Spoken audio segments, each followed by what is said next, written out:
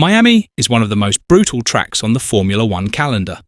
The air temperature sits at 30 degrees, the track surface burns above 50 degrees, and the humidity wraps around everything like a wet blanket that never dries. In these conditions, every single team on the grid does the same thing. They open the bodywork, bolt on louvers, accept the extra drag, and pray their cooling system holds together long enough to see the checkered flag. It is survival. When the heat gets this bad, you give up lap time to keep the car alive. Every team knows this. Every team follows this rule. Every team except one. Ferrari is showing up to the hottest race on the calendar and doing the exact opposite, while the rest of the grid is opening up their cars to let more air in. And Ferrari is shrinking their side pods and pulling the bodywork tighter against the car. That is not a mistake. That is not desperation. That is a genius engineering exploit Ferrari has been quietly building toward since before the 2026 season even started. And once you understand how they pulled it off, you will never look at a Formula One car the same way again. So what exactly is Ferrari bringing to Miami? This is not the kind of upgrade where a team shows up with a tweaked wing and calls it a development step. Ferrari is bringing reshaped side pods focused on the rear section, a brand new floor, reshaped cooling exits, a completely rewritten energy release software, and weight-saving measures all arriving at the same time. Ferrari's own team is calling this a package and a half, and when you look at the scope of everything landing at once, and that description does not feel like an exaggeration, every single piece of this package traces back to one decision. One choice made before the 2026 season even started, deep inside the engine, in a part of the car most fans never think about. It was late 2025, and inside Ferrari's engine facility in Maranello, a small group of engineers made a call that most people in the paddock would have laughed at. Every engine manufacturer on the Formula One grid builds their cylinder heads from aluminum. It has been that way for decades. Ferrari chose steel instead. On paper, that sounds like a step backward. Steel is heavier, harder to machine, and harder to shape. But Ferrari was not thinking about what steel looks like on paper. They were thinking about what steel does with heat. Aluminum moves heat at around 205 watts per meter Kelvin. Our steel sits at around 50. That is a 4-to-1 gap, and that single difference sets off a chain reaction that reaches all the way from the burning chamber inside the engine to the shape of the bodywork on the outside of the car. Here is how that chain reaction works. In a normal aluminum cylinder head, heat from burning fuel floods through the metal walls and straight into the coolant loop almost immediately. The coolant heats up fast, the radiators have to work harder, they need to be bigger, and bigger radiators force wider side pods which create more drag. Ferrari's steel head breaks that chain at the very first link. Because steel moves heat so much more slowly, less of it escapes through the cylinder walls. More stays inside the burning gases where it pushes the piston down and turns into real power. The coolant runs cooler, the radiators can be smaller, and the bodywork can be pulled in tighter. Less drag, more speed, and the engine is doing it naturally. To offset the weight penalty, Ferrari partnered with Renewer on a 3D metal printing process using copper and ceramic blends that allow incredibly thin walls and internal cooling channels impossible to create with traditional casting.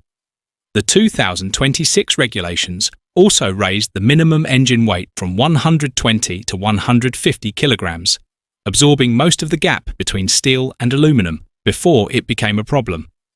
And steel's higher temperature ceiling of around 400 degrees Celsius compared to aluminum's 300 means Ferrari can run their coolant hotter, widening the temperature gap between coolant and outside air, so the radiators pull heat out faster per square centimetre of surface. Every link in the chain builds on the last. In Miami's brutal heat, every team faces two painful choices. Open the bodywork before the race and live with drag for all 57 laps, or keep the bodywork tight and manage heat through power cuts, short shifting and coasting. Neither option is fast. Both are just different ways of losing time. Ferrari's steel cylinder head gives them a third option nobody else has. Keep the bodywork tight and run at full power because their heat ceiling is simply higher than everyone else's.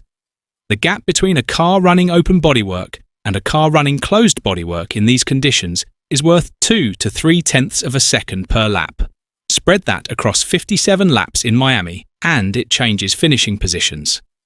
In a championship fight as tight as 2026, finishing positions are everything. If you want to stay on top of every upgrade, every rule battle, and every key engineering call shaping the 2026 title fight, hit subscribe right now because we cover all of it every single week. Use the tighter bodywork also does something else. Look at the SF26 from above, and two things stand out immediately. Ferrari runs the smallest airbox on the entire 2026 grid, built in a triangular shape that packs cooling into the side pods rather than spreading it upward. And the rear of the car tapers inward more sharply than any rival, creating the tightest Coke bottle region on the grid. That shape sends cleaner, faster air toward the rear wing, and the rear wing on the SF26 is not a normal rear wing.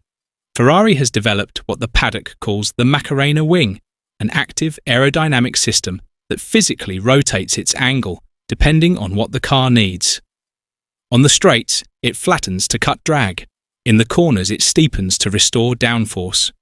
The 2026 rules allow active aerodynamics for the first time, and Ferrari has been one of the boldest teams in using that freedom. The Macarena wing appeared earlier this season but was pulled after material issues in China. The version coming to Miami is lighter and reshaped to work with the narrower rear side pod profile. The critical point is that the Macarena wing only delivers its full benefit when the air reaching it is clean.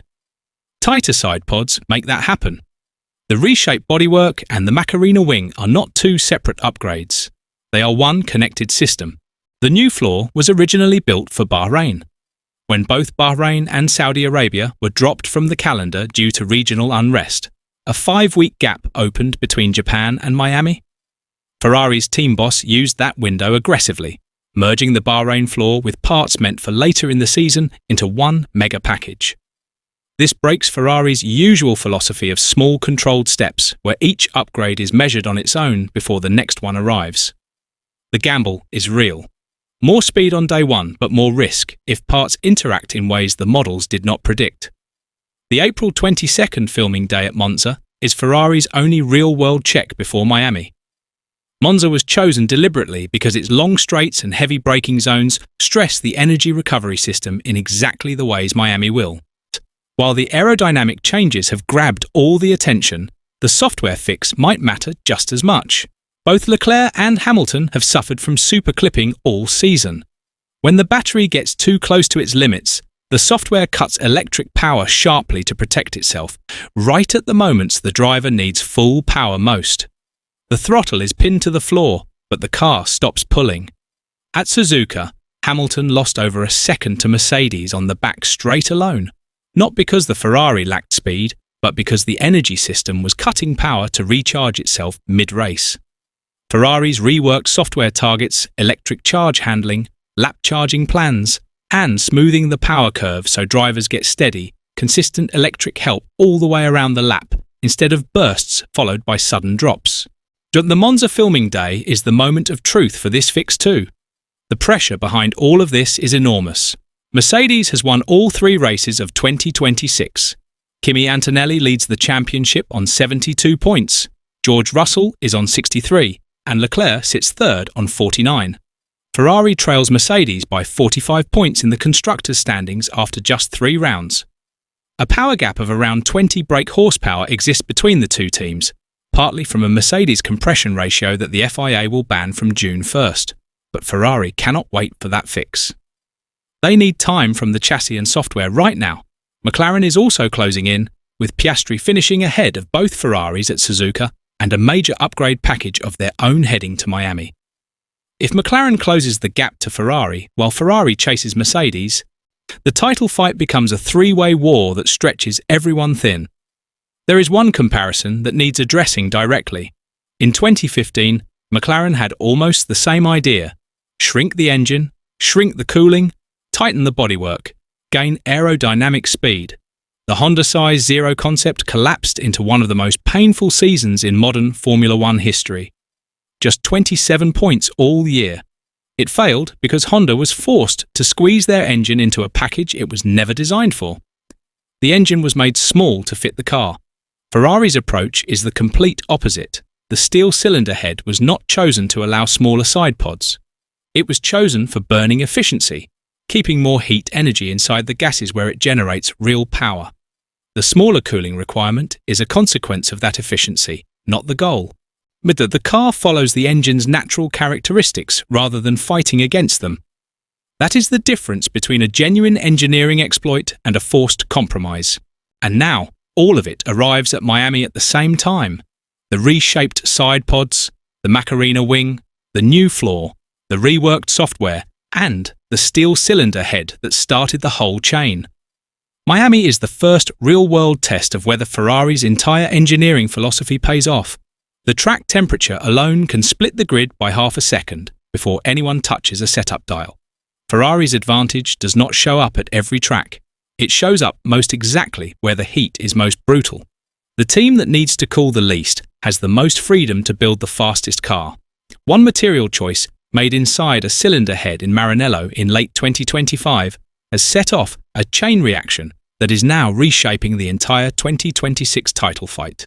Whether it closes the gap to Mercedes in Florida or unravels under the heat and pressure of race day is the question that makes Miami the most important weekend of Ferrari's season so far.